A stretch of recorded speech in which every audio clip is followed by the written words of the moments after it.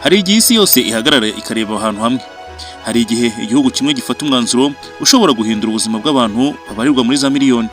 Kandi hari igihe amagambo avugirwa mu byumba by'ibanga aba afite uburemere buruta amasasu arasirwa ku rugamba. Muri iki gihe amaso y'isi yose ahanzwe kuri Iran na Leta Zunze Ubumwe za Amerika. Nyuma y'amezi y'amakimbirane, ibitero, ibihano by'ubukungu n'iterabwoba ry'intambara bishobora gukururira akarere kose mu kaga. Impande zombi ziri mu biganiro bikomeye cyane. Ariko ikibazo gikomeje kwibazwa n'abantu benshi ni iki: ese amahoro aracyashoboka cyangwa isi iri kwegera indi ntambara ikomeye yo mu burasirazuba bwo hagati? Muri kumwe na Niyonzima Israel.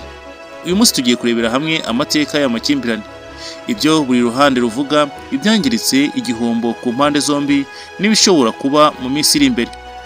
Nubwo amakimbirane hagati ya Iran na Amerika amaze imyaka myinshi cyane, ibintu byarushijeho gukomera nyuma y'impinduramatwara ya Iran yo mu mwaka w'1979. Mbere yaho Iran yari umwe mu bafatanyabikorwa bakomeye ba Leta Zunze Ubumwe za Amerika muri ako karere. Ariko nyuma y'uko ubutegetsi bwa Shah buhiritswe, ibintu byarahindutse. Amerika yatangiye gufata Iran nk'umwe mu bayirwanya, naho Iran itangira kubona Amerika nk'igihugu gishaka kuyigenzura no kuyivangira. Kuva icyo gihe imyaka myinshi yaranzwe n'ibihano by'ubukungu, amakimbirane ya diplomasi n'ibirego by'impande zombi. Kimwe mu bibazo bikomeye ni gahunda ya nucleaire ya Iran. Amerika n'ibindi bihugu byinshi byo mu burengerazuba bivuga ko bishaka kwemeza ko Iran itazubaka intwaro za nucleaire. Iran yo ivuga ko gahunda yayo igamije amahoro gusa, nk'ingufu z'amashanyarazi n'ubushakashatsi bwa siyansi. Ariko imyaka myinshi yo kutizerana yatumye buri ruhande rushidikanya ku rundi. Niyo mpamvu ibiganiro byose biza bikazenguruka kuri iki kibazo. Ku ruhande rwa Leta Zunze Ubumwe za Amerika, abayobozi bavuga ko amahoro ashoboka gusa igihe Iran yemeye kugenzurwa mu buryo busesuye. Amerika ivuga ko idashobora kwemera ko igihugu gifite ubushobozi bwo gukora intwaro za nucleaire kitagenzurwa. Abayobozi bayo bavuga kandi ko hari impungenge ku bikorwa by'imitwe yitwaje intwaro ifashwa na Iran mu bice bitandukanye byo mu burasirazuba bwo hagati. Amerika ivuga ko ibyo bishobora guhungabanya umutekano mpuzamahanga.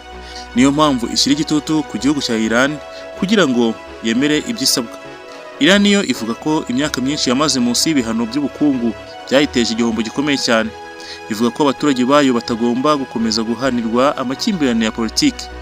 Iran ivuga kandi ko idashobora kwemera igenzura ryose isabwa mbere y'uko ibona ibimenyetso bifatika by'uko ibihano bizakurwaho. Mu yandi magambo, Iran iragira iti: nimutwereka ko mwubahiriza ibyo mwasezeranije, natwe tuzabikora. Mu gihe amakimbirane yakomezaga gukaza umurego, Iran yahuye n'ibibazo byinshi cyane.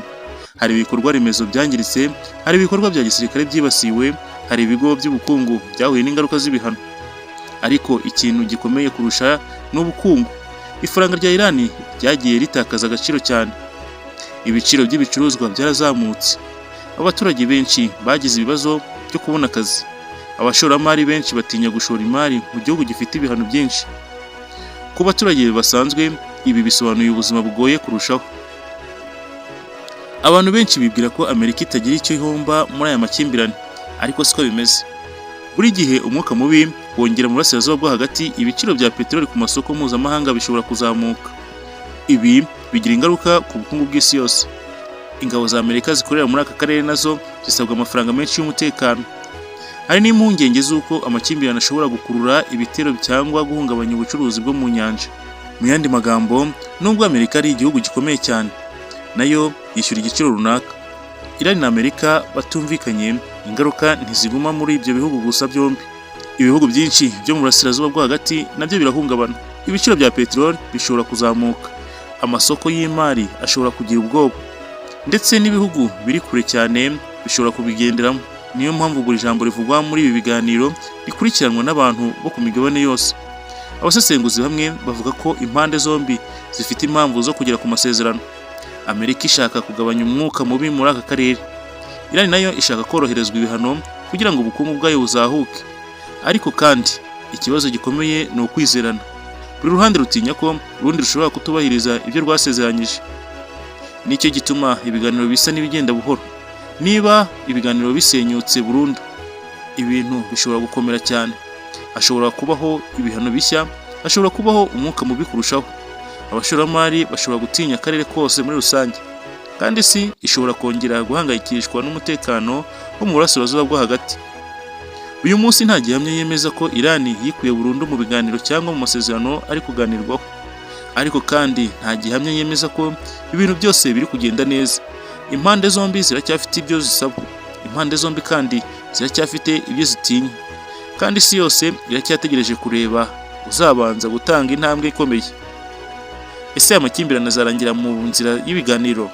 Ese amahoro azatsinda, cyangwa hari ikindi gice cy'inkuru kitararangira? Igisubizo nk'uko bimeze ubu kiracyandikwa. Mwari kumwe na Niyonzima Israel.